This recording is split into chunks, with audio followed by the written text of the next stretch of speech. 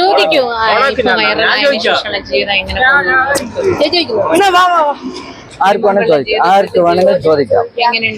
എന്താണ് നിങ്ങളുടെ സംശയങ്ങൾ, നിങ്ങളുടെ ബാബുസ്വാമിക്ക് നാഗച്ചേച്ചിനെ എങ്ങനെ അറിയാം? നാഗച്ചേച്ചിനെ അറിയാ പറഞ്ഞ ഒരു 9 വർഷങ്ങൾക്ക് മുന്നേ അറിയാം. നമ്മളൊരു ആത്മീയ യാത്ര നടത്തുമ്പോൾ പല സിദ്ധന്മാരെയും പല സിദ്ധസമാധികളെയും പല ഈ ആധ്യാത്മികമായിട്ടുള്ള ആചാര്യന്മാരെയും നമ്മൾ നേരിൽ പോയി കണ്ട് അറിഞ്ഞ് ഇത് ശരിയോ തെറ്റോ എന്ന് അനുഭവിക്കുകയായിരുന്നു. അല്ലാതെ നമ്മൾ ഒരാളെ കുറിച്ച് ഒരു കാര്യം പറയുന്നതിന് മുമ്പ് അവരെ അടുത്ത് അറിഞ്ഞിരിക്കണം. അറിഞ്ഞുകൊണ്ട് നമ്മൾ സംസാരിക്കുന്നതായിരിക്കും ശരി. അപ്പം ആരെയും അറിയാതെ സംസാരിക്കരുത്. ഒരു ഫോട്ടോ നോക്കിയിട്ടോ ഒരു വീഡിയോ നോക്കിയിട്ടോ ഒരാളെ പറഞ്ഞത് കേട്ടിട്ടോ ഒരാളെ നമുക്ക് വിലയിരുത്താൻ പറ്റില്ല. നമ്മളൊരാളെ വിലയിരുത്തുകയാണെങ്കിൽ അവരുടെ കാര്യങ്ങൾ മനസ്സിലാക്കിയിരിക്കണം. അവരുടെ അടുത്തിരുന്ന് അവരോട് കൂടി അവർ യാത്ര ചെയ്ത് അവരെ കൂടി മനസ്സിലാക്കിയാൽ മാത്രമേ നമുക്ക് ഒരു വ്യക്തിയെക്കുറിച്ച് കൂടുതൽ അറിയാൻ പറ്റുള്ളൂ. അല്ല, അങ്ങനെ യാത്രയിലാണ് നമ്മൾ നാഗാദേവിയുള്ള ഭാഗത്ത് ഇങ്ങനെ FB-യിലൂടെയാണ് പരിചയപ്പെട്ടതെങ്കിലും ഞങ്ങൾ അവർ എവിടെയാണ് ഇരിക്കുന്നത് പോയി കണ്ട് അവരുടെ ജീവിതങ്ങൾ നല്ലോണം മനസ്സിലാക്കിയതാണ്. നാഗചേച്ചി കണ്ടതിന് ശേഷം ആ ഒരു അഭിപ്രായത്തിന് മാറ്റം വന്നു? മുമ്പ് താങ്കൾ നാഗചേച്ചി കാണുന്നതിന് മുമ്പ് മനസ്സിലുണ്ടായിരുന്ന ഇതും കണ്ടതിന് ശേഷമുള്ള രീതികളും? നമ്മൾ ഒരാളെ കുറിച്ച് കണ്ടതുകൊണ്ടോ അല്ലെങ്കിൽ കേട്ടതുകൊണ്ടോ നമ്മൾ വിലയിരുത്തില്ല. അതുകൊണ്ടാണ് നേരിട്ട് അറിയാനായി പോയത്. അങ്ങനെ നേരിട്ട് അറിഞ്ഞപ്പോഴാണ് അവരുടെ ക്വാളിറ്റിയെ കുറിച്ച് നമ്മൾ മനസ്സിലാക്കിയത്. അവരൊരു സാധാരണ മറ്റുള്ള സോഷ്യൽ മീഡിയയിലെ പലരും പറയുന്നത് പോലെ അല്ല അവരുടെ ജീവിതം പറയാണ്. അവരൊരു സൈലന്റ് മൂഡാണ്, ഒരു സിദ്ധ എന്ന് വേണമെങ്കിൽ പറയാം. കേരളത്തിലായതുകൊണ്ട് അങ്ങനെ ഇല്ല. ഇതേ തമിഴ്നാട് മറ്റുള്ള സംസ്ഥാനങ്ങളിലാണെങ്കിൽ അവരവിടെ ഇരുത്തി ആരാധിച്ച് മാതാമൃതാനന്ദമയി ദേവി എങ്ങനെയാണോ ആ ലെവലിലേക്ക് വരാവുന്ന ഒരു വ്യക്തിത്വമാണ്. പക്ഷെ അവര് ചീത്ത പറയുന്നു, തെറി പറയുന്നു എന്നൊക്കെയാണ് പലരും പറയുന്നത്. പക്ഷെ അവർ പറയുന്നൊന്നും തെറിയല്ല. അവർ ചോദിക്കുന്ന മനോഭാവം വെച്ച് എന്ത് ചോദിക്കുന്നു അതിനുള്ള ഉത്തരവാണ് അവർ കൊടുക്കുന്നത്. അവരിനെ ശരിക്ക് മനസ്സിലാക്കാനും അടുത്തറിയാനും നിങ്ങൾ ഓരോരുത്തരും അറിയണമെന്നുള്ളവര് ചെല്ലുക, അവരെ FB-യിലൂടെ പരിചയപ്പെടുക, അവരുടെ അഡ്രസ്സ് വാങ്ങുക, നേരിൽ കാണാൻ ശ്രമിക്കൂ. നിങ്ങൾക്ക് എല്ലാവർക്കും ആ ആനന്ദത്തിന്റെ അനുഭൂതി കിട്ടും. സത്യത്തിൽ നാഗചേച്ചി അല്ലേ സ്വാമിയെ വൈറലാക്കിയത്? നാഗച്ചേച്ചി തന്നെയാണ് നമ്മളെ വൈറലാക്കിയത്. പക്ഷെ നമ്മൾ അനുഷ്ഠിച്ചു വരുന്ന വർഷങ്ങളായിട്ടുള്ള നമ്മുടെ സിദ്ധ സമ്പ്രദായവും നമ്മുടെ ഗുരുക്കന്മാർ പറഞ്ഞു തന്ന ആ സമ്പ്രദായങ്ങളിലൂടെ നമ്മൾ നിത്യകർമ്മങ്ങൾ ചെയ്തിരുന്നു. നമ്മുടെ സാധനകൾ നിത്യ അനുഷ്ഠാനം ഉണ്ടായിരുന്നു. എല്ലാത്തിനും ഈ പ്രകൃതി ശക്തി സാക്ഷിയാണ്. ഈ പ്രകൃതി ശക്തി സാക്ഷിയാകുമ്പോൾ ആരെയെങ്കിലും വിട്ട് നമ്മളെ ഒന്ന് അതിന് കാരണമായത് നമ്മുടെ നാഗാമ്മയാണ്. ഇതിന് ശേഷമുള്ള ജീവിതം മറ്റേ ഇതിനു മുമ്പ് ഇപ്പൊ കേരളത്തിന് പുറത്തും ഒക്കെ ബാബുസ്വാമിയാണല്ലോ. അപ്പൊ ഇപ്പോഴത്തെ താങ്കളുടെ സ്റ്റാറ്റസ് എന്തെങ്കിലും ഭയങ്കര ചേഞ്ച് വന്നോ? താങ്കളുടെ മാനസിക നില മാറിയോ? അങ്ങനെ വല്ലതും തോന്നുന്നുണ്ടോ? അതോ പഴയ പോലെ തന്നെയാണോ ഒരു സ്വാമി? പുതുതായിട്ട് നമ്മൾക്ക് ആഹ്ലാദിക്കാനായിട്ടില്ല.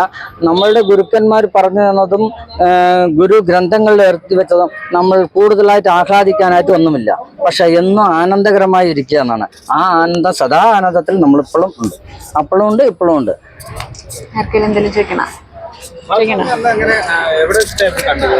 തൃശ്ശൂരില് ചണ്ടാള ജയന്തി, ചണ്ടാള ബാബയുടെ 41ാം പിറന്നാളിനാണ് അവിടെ പോയത്. അന്ന് നമ്മോടൊപ്പം നാഗാദേവിയെയും അദ്ദേഹം ക്ഷണിച്ചിരുന്നു. അപ്പൊ രണ്ടുപേരും മുഖ്യ അതിഥികളായിരുന്നു. ഞങ്ങളെ ക്ഷണിച്ചു, മാലയിട്ട് ക്ഷണിച്ചു. അവിടെ നിറയെ സന്യാസികളുണ്ട്, എല്ലാവരെയും ക്ഷണിച്ചു. പക്ഷെ അതുപോലെ നമ്മളെയും ക്ഷണിച്ചു. അപ്പൊ ഞങ്ങള് ചെയ്തു. ഞങ്ങളത് പങ്കിട്ടു. വേദിയിൽ കയറി ദീപം തെളിയിച്ചു. അങ്ങനെ വേദിയിലിരുന്ന് സംസാരിക്കുമ്പോഴാണ് ബാബുസ്വാമിയെക്കുറിച്ചും ചണ്ടാള ബാബയെക്കുറിച്ചും നാഗാദേവി സംസാരിക്കുന്ന ഈ ഭാഷയാണ് വൈറലായത്. ഈ ബാബുസ്വാമി എന്തിനായി ഇങ്ങനെ ഒരു കെട്ട് വെച്ചിരിക്കുന്നത്? അത് ഭക്തിപരമായിട്ട് വല്ലതുമാണോ അതോ എന്തിനാണ്? അതായത് നമ്മുടെ ഈ ഭാരത സംസ്കാരത്തില് ഒരുപാട് സമ്പ്രദായങ്ങളുണ്ട്. ഇത് നമ്മൾ ആരും പഠിക്കുന്നില്ല. നമ്മൾ ആരാണെന്ന് മനസ്സിലാക്കണില്ല. നമ്മുടെ കുലം എന്താണെന്നോ, നമ്മുടെ സമ്പ്രദായം എന്താണെന്നോ, നമ്മുടെ ആചാര്യന്മാരാരാണെന്നോ, നമ്മുടെ പൂർവികന്മാരാരാണെന്നോ ഇന്നത്തെ ഒരാളും അത് കണക്കാക്കുന്നു, അറിയാൻ ശ്രമിക്കുന്നില്ല.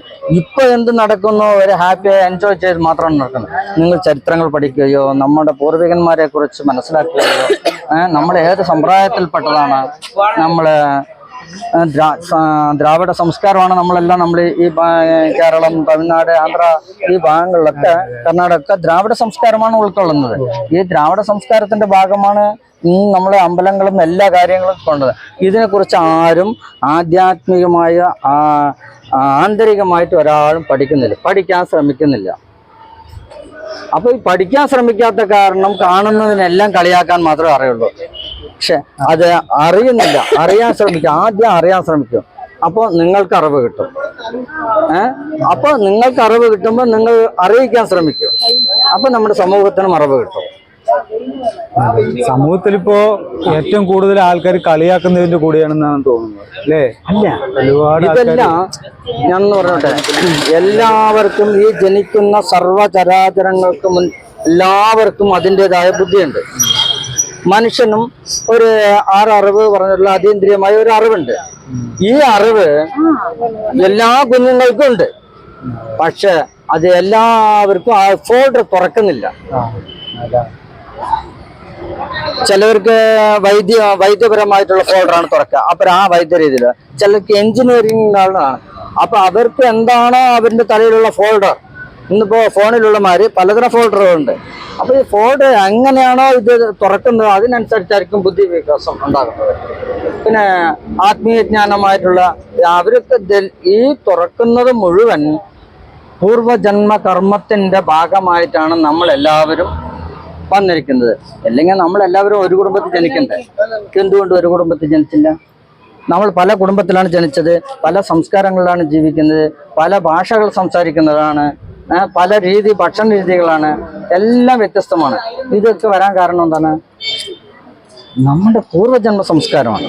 നമ്മൾ തലമുറകളായി നമ്മൾ എന്താണോ ആർജിച്ചത്, നമ്മൾ എന്താണോ നന്മയും തിന്മയും ചെയ്തത്, അതിനനുസരിച്ചിട്ടാണ് നമ്മൾ ഓരോ ജന്മങ്ങൾ എടുക്കുന്നത്.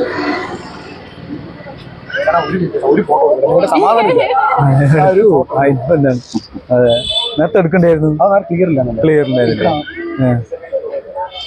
എടുക്കങ്ങള് നിങ്ങളുടെ പേജിന്റെ പേരെന്ത്? സജിമോൻ പാലാണി. പാലാണി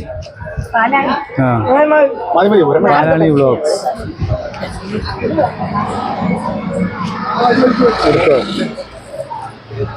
യൂട്യൂബ് അടിച്ചാൽ തന്നെ കാണും. അതെ, എടുക്കടാ സാമിന്റെ എടുക്കുന്നുണ്ട്. എന്താ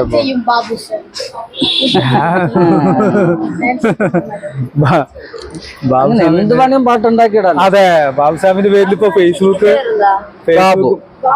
അച്ഛനമ്മ ഇട്ടത് ബാബു.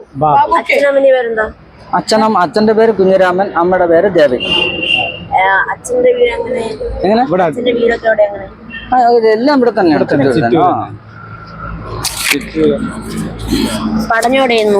പഠനം ബോയ്സ് സ്കൂളിലായിരുന്നു. എവിടെ? ചുറ്റൂര്. Okay okay okay. എനിക്കറിയില്ലേ. അല്ല, ഞാൻ പാലക്കാട്. പാലക്കാട് ടൗണിലാ.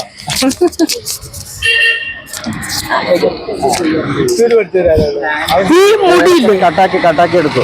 ഈ മുടിയില്ലേ, ഇത് ആചാരപരമായി വളർത്തിയാണോ വെട്ടണ്ട എന്നൊരു ഉദ്ദേശം? അതുകൊണ്ടാണ് ഞാൻ നേരത്തെ പറഞ്ഞത് നമ്മൾക്ക് ഒരുപാട് സംസ്കാരങ്ങളുണ്ട്.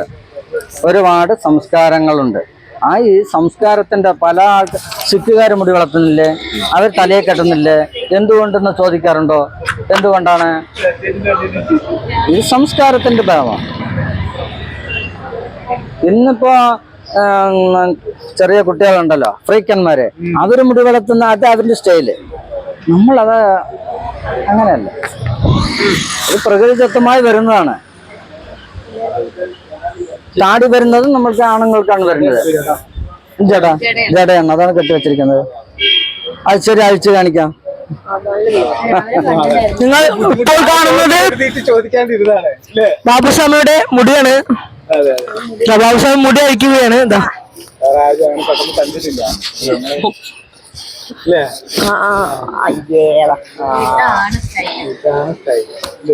അപ്പൊ ജോലിക്ക് പോകുമ്പോ അങ്ങനെ പറ്റില്ല.